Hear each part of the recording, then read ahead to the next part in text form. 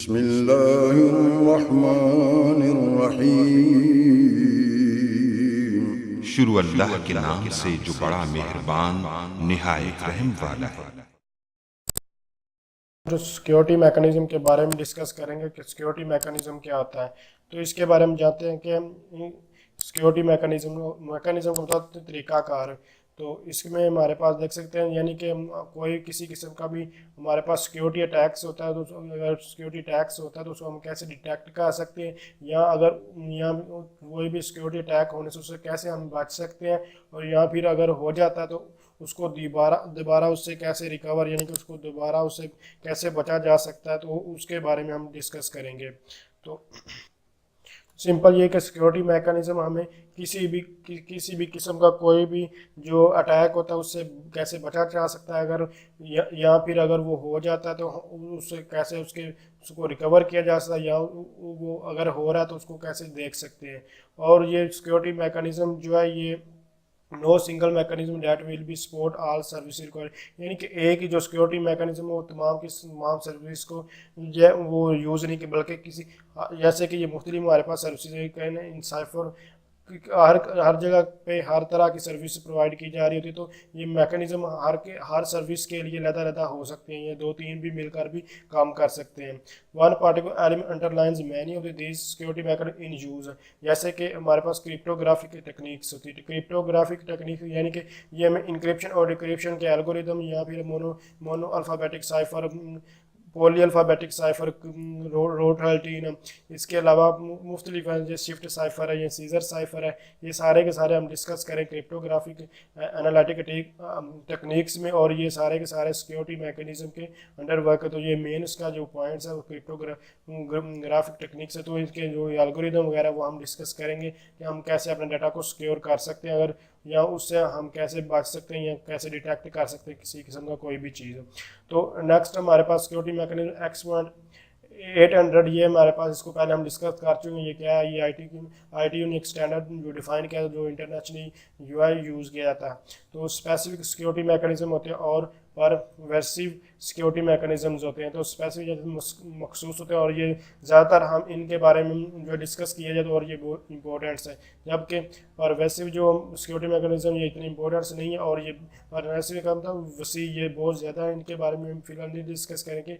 हम जो इस ट्यूटोरियल में डिस्कस करेंगे वो स्पेसिफिक सिक्योरिटी मैकेनिज्म है, और जो पेपर पॉइंट या वैसे भी जो इंपॉर्टेंस है वो यही है।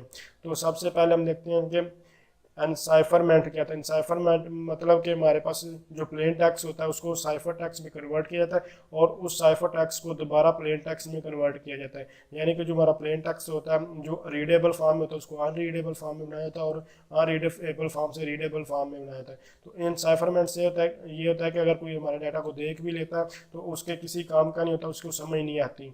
तो उसके लिए अगर समझ में आनी चाहिए तो वो मुख्तलिफ एल्गोरिदम की वगैरह को जानने की वो उसको क्रिप्टो एनालिटिक अटैक्स में डिस्कस करेंगे। तो उसके बाद डिजिटल सिग्नेचर्स क्या, डिजिटल सिग्नेचर्स मतलब कि जैसे कि हम आप कोई भी आप इन सब की मुख्तलिफ कोई भी एग्जांपल ऐसे सिर्फ समझाने के लिए एग्जांपल है, लेकिन इनका कंसेप्ट जो है वो आपने याद रखना है। एग्जांपल आप कोई भी ले सकते हैं।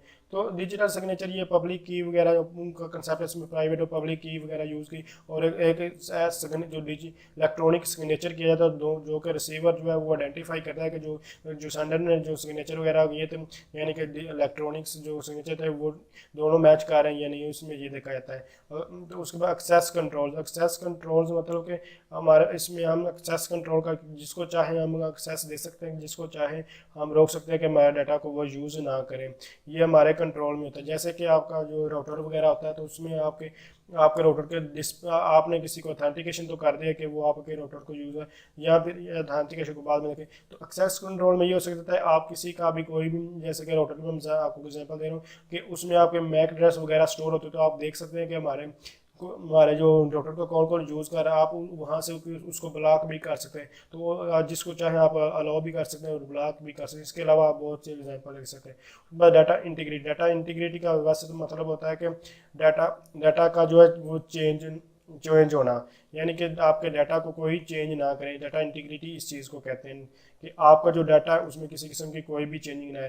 तो आप अपने डाटा को जो है वो चेक कर सकते हैं कि उसमें डाटा को कोई किसी ने कोई चेंजिंग तो नहीं की। उसको चेक करने के लिए आप क्या कर सकते हैं कि आप अपने डाटा में जो आपका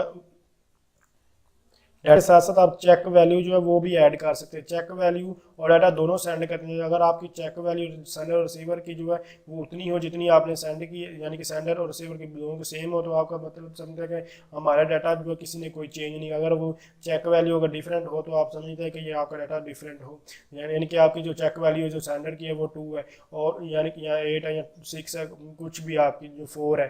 तो अगर यानी कि फ़र्ज़ कर लें जो है सेंडर उसकी जो चेक वैल्यू है 4 तो और उसका डाटा सेंड किया चेक वैल्यू का, और जो रिसीवर वो उसके पास भी अगर वो 4 ही वैल्यू अगर उसको चेक करने के बाद मिलती है तो वो कहता है कि हमारे डाटा में किसी किस्म की कोई भी चेंजिंग नहीं की आई। अगर अगर उसमें जो वो डिफरेंट होती है तो वो कहता है कि हमारे डाटा को जो हैकर ने जो है इसको एक्सेस किया और चेंज किया है, तो इसलिए वो इससे समझ जाते हैं कि हमारे डाटा को कोई जो है हैक तो नहीं कर रहा। तो ऑथेंटिकेशन एक्सचेंज का, ऑथेंटिकेशन एक्सचेंज मतलब कि जो सेंडर और रिसीवर के दरमियान ऐसा एक चेंज आइडेंटिफिकेशन होती है कि हम दोनों को डाटा जो है सेंड या रिसीव हो रहा है। जैसे कि आप इसकी एग्जांपल है ब्लूटूथ की एग्जांपल, आपको एक दूसरे को डाटा सेंड करने के लिए यस या नो पहले एक कनेक्शन बनाते हैं और उसके बाद डाटा सेंड करते हैं। इसी तरह आप कोई भी अपने मोबाइल से किसी किस्म कोई भी चीज़ या सेंड करने के लिए क्या होता है, ऑथेंटिकेशन एक्सचेंज होता है, यानी कि यस या नो की कोई परमिशन मिलती है तो फिर डाटा सेंड होता है। इससे आपको पता चल जाता है कि जिस शख्स को डाटा सेंड करना उसी को सेंड हो रहा है। ट्रैफिक पैडिंग मतलब कि जो आपके जो ओरिजिनल मैसेज होता है उसमें मज़ीद कोई वैल्यू ऐड कर देना, उसको कहते हैं ट्रैफिक पैडिंग। यानी कि जो आपके ट्रैफिक को एनालाइज कर रहा है जो भी है अटैकर्स वगैरह हैं, तो उनको पता ना चले कि ये डाटा किस तरह का, यानी कि कितने बिट्स का किस फॉर्म में है। जैसे कि अगर आपने कोई भी, जैसे कि आप सेंड करते हैं लव, तो लव के आप लास्ट में या शुरू यानी लास्ट में कहीं भी कोई भी वैल्यू ऐड कर दें। आप शुरू में जैसे कि स्टार डाल देते हैं, ये आप अपने हिसाब से, और जो दोनों साइडों पे स्टार या कोई और वैल्यू ऐड कर देते हैं। आप सेंडर और रिसीवर को दोनों को पता है कि एक दूसरे को ये जो वैल्यू ये फजूल में है, लेकिन ये है कि जो है वैल्यू जो सिर्फ और मैसेज हमारा मिडल में है। तो जो ट्रैफिक एनालाइज कर रहा है वो समझे कि ये जो है वर्ड ये बहुत बड़ा है, लेकिन हकीकत में नहीं। उसके बाद आता है राउटिंग प्रोटोकॉल। राउटिंग प्रोटोकॉल में क्या होता है कि सेंडर और रिसीवर वो मुख्तलिफ जो है वे वो यूज़ करें। जैसे कि आपके पास एक ये राउटर है और उसके बाद यानी कि सेंडर, यहाँ एक सेंडर बैठा हुआ कोई भी, तो सॉरी आप समझ लें कि ये एक सेंडर है इस साइड पर, यह इसको सेंडर कह लें, और उसके बाद यहाँ हमारे पास एक यहाँ राउटर है और उसके बाद एक यहाँ राउटर है, या आप इसको राउटर समझ लें कोई भी चीज़ है। उसके बाद एक जो रिसीवर है वो यहाँ बैठा हुआ है, ये एक रिसीवर है और ये सेंडर है, और यहाँ मुख्तलिफ जो है राउटर्स वगैरह हैं हर तरह के, जिस तरह का समझ लें।